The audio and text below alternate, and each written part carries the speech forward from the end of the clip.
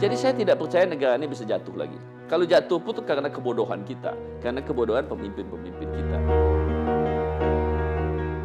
Untung saja, sejak saya berbisnis itu saya tidak pernah berbisnis untuk meminta proyek-proyek pemerintah.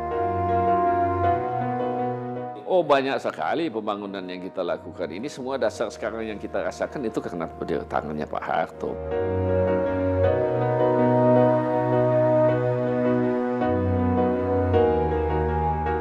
Sebagai Presiden terpilih berdasarkan ketetapan MPR RI nomor 7 Romawi MPR 1999 tentang pengangkatan Presiden Republik Indonesia.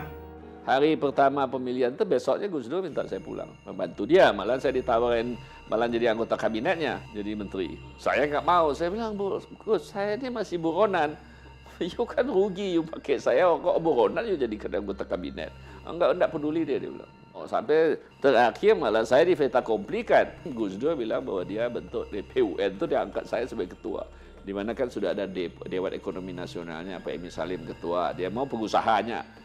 Dia minta saya milih pengusaha-pengusahanya.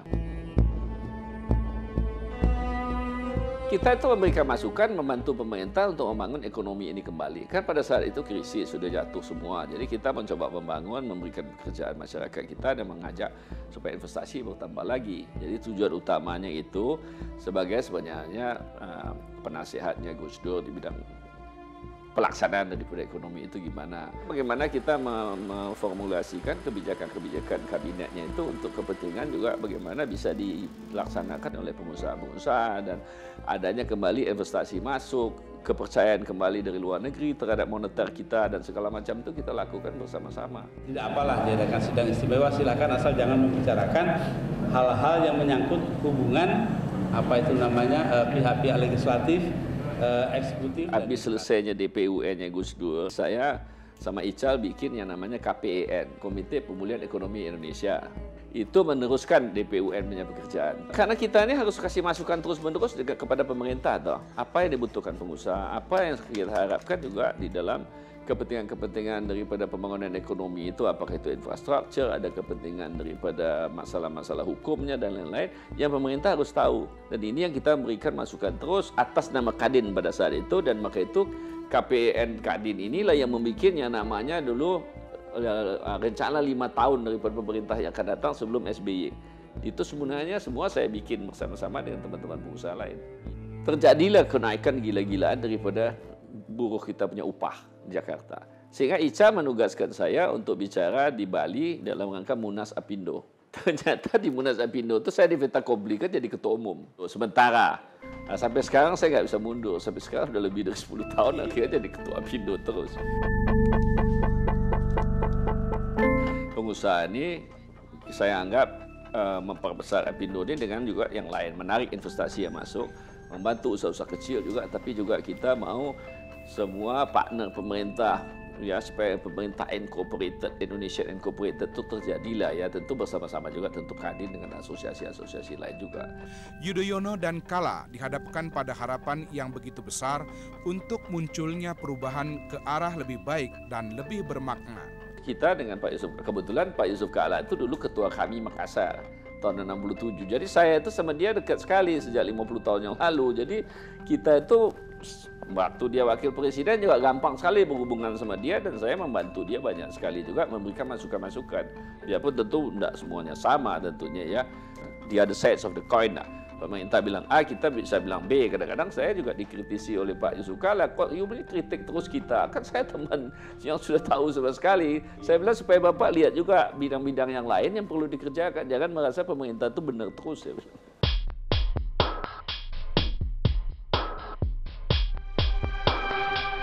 Sebenarnya begini ya, buat kita memang masalah utamanya itu adalah Undang-Undang 13 kita yang tidak baik isinya. Undang-undang itu tidak disukai oleh buruh, tidak disukai oleh kita pengusaha. Tapi semua mencoba memanfaatkan undang-undang itu untuk kepentingan masing-masing tanpa melihat kepentingan nasional kita. Seperti soal gaji. Mana ada gaji di dunia itu tidak membedakan antara yang besar dan yang kecil. Undang-undang itu tidak membedakan antara yang besar kecil itu mesti bayar gaji sama, yaitu gaji minimum itu. Sedangkan kita mengetahui jadi gaji minimum yang seharusnya safety net, tiba-tiba menjadi gaji standar. Karena undang-undang itu bisa disalah tafsirkan. Apalagi undang-undang itu di mana gaji diputuskan oleh bupati, gubernur. Sedang itu kan sebenarnya dia harus memutuskan pegawai negerinya, bukan memutuskan perusahaan kita. Dia tidak ada urusan sama perusahaan kita, kok dia tahu bayar gaji kita. Kan enak saja. Ini yang nggak benar, yang kita perlu perbaikan.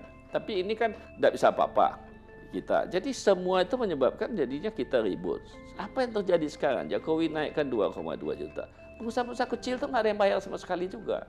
Mati semua ini perusahaan-perusahaan kecil. Sedangkan kita tahu perusahaan informal kita itu ada kira-kira hampir 70% yang bekerja di sektor informal. Perusahaan-perusahaan padat karya kita sudah tidak bisa kompetitif lagi dengan luar, dengan barang-barang impor.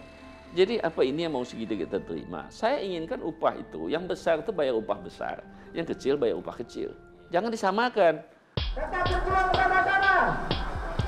Jangan dikembali kembali.